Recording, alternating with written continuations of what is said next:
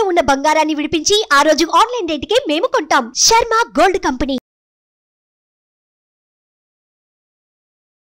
నమస్కారం, నేను మీ జాహ్నవి. మనతో ఉన్నారు ప్రముఖ జ్యోతిష్య వాస్తు పండితులు, జ్యోతిష్య వాస్తు శిక్షణ నిపుణులు, లలిత ఉపాసకులు బ్రహ్మశ్రీ నానాజీ పట్నాయక్ గురువు గారు. సూక్ష్మంలో మోక్షం ఈ ప్రత్యేక కార్యక్రమం ద్వారా ప్రతి ఒక్క ప్రత్యేకమైన తిథులకు సంబంధించి కానీ, మనకి ఉన్నటువంటి సమస్యలకు సంబంధించిన పరిష్కారాలకు సంబంధించి కానీ ఎంతో డీటెయిల్గా గురువుగారు ఎక్స్ప్లెయిన్ చేస్తూ ఉన్నారు కదా. మరి ఈ రోజు కూడా ఒక ప్రత్యేకమైన తిథికి సంబంధించి గురువుగారి మాటల్లో డీటెయిల్డ్గా ఇన్ఫర్మేషన్ అడిగి తెలుసుకుందాం. నమస్కారం గురుగారు. శ్రీమాత్రే నమః. అయితే గురువుగారు, తొలి ఏకాదశి ఆషాఢ మాసంలో వచ్చే ఏకాదశిని తొలి ఏకాదశిగా మనం జరుపుకుంటూ ఉంటాం కదా. మరి ఈ తొలి ఏకాదశి యొక్క విశిష్టత ఏమిటి? సో చాలా మంది అంటూ ఉంటారు, తొలి ఏకాదశి నాడు కుడుములు కనుక చేస్తే కుబేరులు అవుతారు అని. ఇందులో వాస్తవం ఉందంటారా? అసలు ఏకాదశికి సంబంధించి కూడా డీటెయిల్ ఇన్ఫర్మేషన్ ఎక్స్ప్లెయిన్ చేయండి గురు. ఫస్ట్ ఆఫ్ ఆల్ ఏంటంటే అమ్మ, కుబేరులు అంటే మనం ఎంతసేపు మనం ధన రూపంలోనే చూసుకుంటాం. అంతే కదా. మీకు పెద్ద అనారోగ్యం రావాలి, రాలేదు, ఓ రకంగా కొన్ని లక్షల రూపాయలు మీకు మిగిలినట్టే కదా. అంతే కదా. అవును, అంతే కదమ్మా. ఎందుకంటే ఏకాదశికి ఉన్నటువంటి ముఖ్యంగా దేనికి ప్రాధాన్యత అంటే మీకు ఆరోగ్యాన్ని ఇస్తుంది ఏకాదశి ఎప్పుడు కూడా. దీని మీద మనకి ఒకతను పిహెచ్డి చేశాడు జపాన్లో సంథింగ్. అతనికి అంటే ఈ ఏకాదశులు ఎవరైతే కంటిన్యూస్గా పాటిస్తారో వాళ్ళకి క్యాన్సర్ లాంటి ప్రాణాంతకమైనటువంటి రోగాలు రాకుండా ఉంటాయి అని చెప్పడం జరిగింది. మీకు ఎందుకమ్మా, ఏ ప్రాణైనా ఈ విశ్వంలో ఏ ప్రాణైనా గుర్తుపెట్టుకోండి, ఏదైనా హెల్త్ ఇష్యూ వస్తే అది ఫుడ్ తినదు ఫస్ట్, తెలుసా మీకు? ఫుడ్ని అవాయిడ్ చేస్తుంది. ఎందుకు అంటే మీరు ఫుడ్ వేసారనుకోండి, అదేమవుతుంది, లోపల అరిగించే కార్యక్రమానికి ఫస్ట్ లోపల ఉండేటువంటి సిస్టమ్ మొత్తం దాని మీద పనిచేస్తూ ఉంటుంది. అది ఎప్పుడైతే లేదో, ముఖ్యంగా ఏ రోజు పడితే ఆ రోజు మీరు ఉపవాసం ఉండడానికి వీల్లేదు. ఏకాదశి రోజు మాత్రమే ఉపవాసం ఉండకూడదు. ఎందుకు అంటే ఇమ్యూనిటీ పెంచుకునే సమయం అది బాడీకి. అప్పుడు ఏమవుతుంది, మీరు ఏ రోజైతే ఏకాదశి వచ్చిన రోజు మీరు ఉపవాసం ఉండి భగవంతుడికి అర్పిస్తూ ఆ రోజు పూజాది కార్యక్రమాలు చేస్తారో, ముఖ్యంగా మీకు ఆ యొక్క శ్రీమన్నారాయణుడు ఆరోగ్యాన్ని ప్రసాదిస్తాడు. అంటే ఆ రోజు ప్రకృతిలో ఉన్నటువంటి పవర్ మనకి కూడా సెట్ అవుతుంది. సో ప్రతి ఒక్కరికి సెట్ అవుతుంది. అంతేగాని ఇప్పుడు ఎప్పుడంటే అప్పుడు ఇంటర్మీడియట్ ఫాస్టింగ్స్ లో భాగంగా ఏవో చేసేస్తున్నాం, అది వేరు, ఇది ఎంటైర్లీ డిఫరెంట్ స్పిరిచువల్ గా. ఎగ్జాక్ట్లీ. ఇంకోటి మీరు అన్నట్టుగా మరి ఈ ఏకాదశికి ఉండేటువంటి ప్రాధాన్యత ఏమిటి అంటే, సూర్యుడు చంద్రుడు ఉండే డిస్టెన్స్ని బట్టి మనం ఏకాదశిని క్యాల్కులేట్ చేస్తాం. సూర్యుడు కర్కాటక రాశిలో ఈ 17వ తేదీకి ఈ మాసంలో శుక్రుడు బుధుడితో కలిసి పంచమ స్థానంలో నీచబడ్డ చంద్రుడికి కోణంలో ఉన్నారు.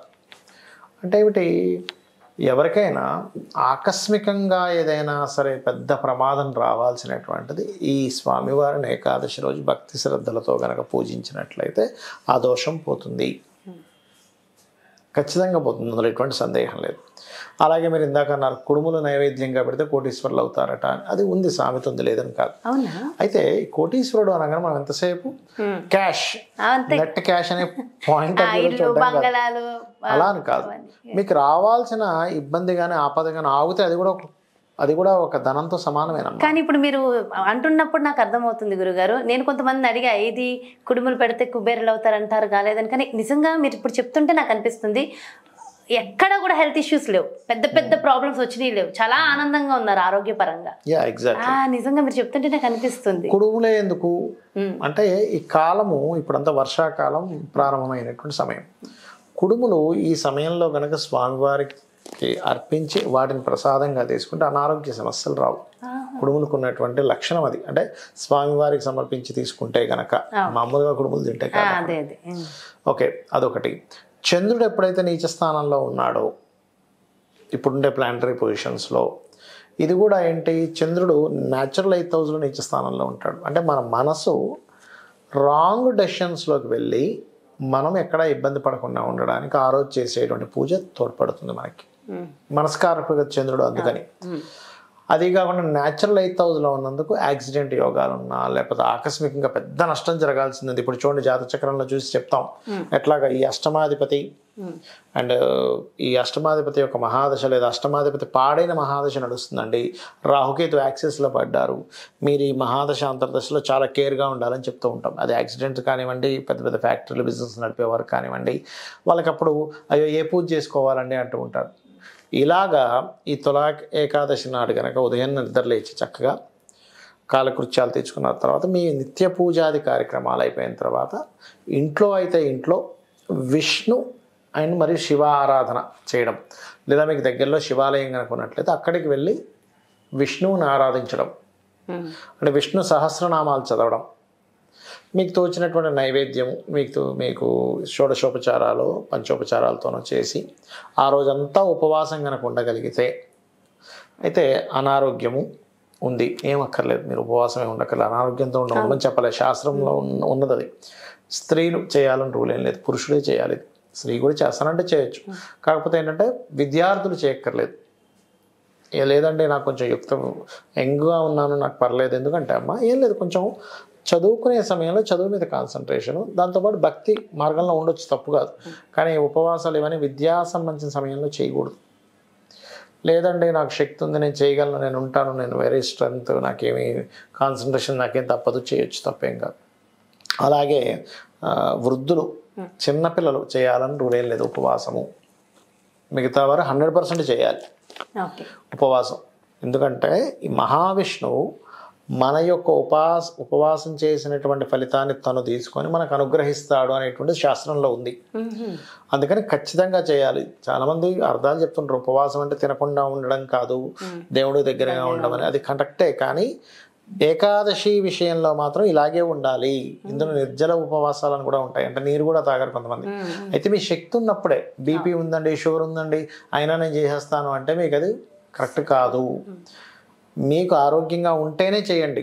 మళ్ళీ చెప్తున్నా, అనారోగ్యాలతో ఉంటే చేయకండి. మనసులో ధ్యానం చేసుకోండి, నామస్మరణ చేసుకోండి. ఓం నమో నారాయణాయ, ఓం నమ శివాయ, ఈ 2 మంత్రాలు సంపుటీకరణగా చేయండి. ఓం నమ శివాయ, ఓం నమో నారాయణాయ, ఓం నమ శివాయ, ఓం నమో నారాయణాయ.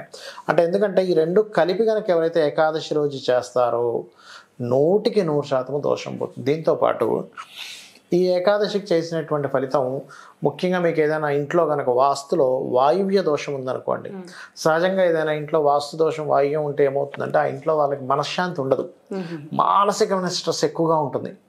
అలాంటి దోషాలు కూడా ఏకాదశి చేయడం ద్వారా చాలా మటుకు తగ్గుతుంది. వాయువ్యంలో కొంతమంది తెలియక ఏం చేస్తారంటే వాయువ్యం పెంచేయడం తగ్గడం అంటే అది ఎలా జరుగుతుందంటే, ఈశాన్య దిశ కనుక విపరీతంగా పెరిగిందనుకోండి, ఉత్తర ఈశాన్యం పెరిగిందనుకోండి, వాయువ్యం తగ్గిపోతుంది. అదే తూర్పు ఈశాన్యం పెరిగితే ఆగ్నేయం తగ్గిపోతుంది. అంటే ఈ దిశలా పెరిగింది తగ్గినట్టే కదా. అలా తెలియక చాలా మంది ఉత్తర ఈశాన్యాన్ని పెంచేసుకుంటారు, అప్పుడు వాయువ్యం తగ్గిన దోషం వస్తుంది. తెలీదు, మోసాలు జరుగుతాయి, వాళ్ళ లైఫ్లో మోసాలు జరుగుతాయి. సొంత బంధువులే మోసం చేస్తారు వాయువ్యం తగ్గితే కనుక. ఇంట్లో ఆడపిల్ల ఎవరైనా ఉంటే చాలా చిన్న వయసులోనే 15-16 ఏళ్ళ వయసులోనే లవ్ అఫైర్స్లోకి వెళ్ళిపోతుంటారు, అంటే మనసు సరిగా పనిచేయదు వాళ్ళది. అట్లాంటివి జరుగుతూ ఉంటాయి. కాబట్టి ఈ దోషం కూడా తగ్గుతుంది చేయడం వల్ల. సో తొలి ఏకాదశి చాలా చాలా విశేషం. సో చాలా రకాల సమస్యల నుంచి మనల్ని బయటకు పడేసే రోజు ఆ రోజు. సో అద్భుతంగా ఎక్స్ప్లెయిన్ చేశారు గురుగారు. Thank you so much. నమస్కారం. శ్రీమాత్రే నమః.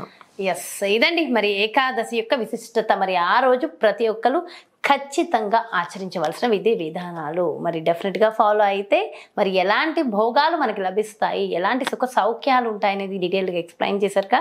సో డెఫినెట్గా కూడా ఇవన్నీ ఫాలో అయిపోయి ఏకాదశిని అందరూ ఆచరించి గురువుగారు చెప్పిన విధి విధానాల ప్రకారం ఆ ప్రసాద నైవేద్యాన్ని చేసి అది స్వీకరించినంత మాత్రం చేత నిజంగా అద్భుతమే జరుగుతుందట. సో డెఫినెట్గా ఇవన్నీ కూడా ఫాలో అయిపోదాం. మరో ప్రత్యేకమైన కార్యక్రమంతో మళ్ళీ మీ ముందుకు చేస్తాను. అలాగే పర్సనల్గా మీకున్నటువంటి సమస్యలకి పరిష్కార మార్గాలు కావాలి, మీ యొక్క జాతక పరిశీలన ద్వారా పర్సనల్ రెమెడీస్ కావాలి, గురువుగారిని సంప్రదించాలి, అపాయింట్మెంట్ కావాలి అనుకుంటే క్రింద డిస్ప్లే అవుతున్నటువంటి నెంబర్స్కి కాల్ చేయండి, అపాయింట్మెంట్ తీసుకోండి.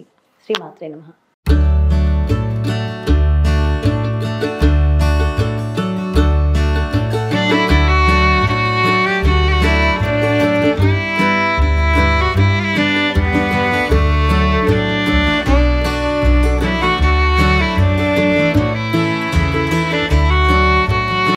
టీవీలో మీ పర్సనల్ అండ్ బిజినెస్ ప్రమోషన్స్ కోసం కింది నెంబర్కి కాంటాక్ట్ చేయండి.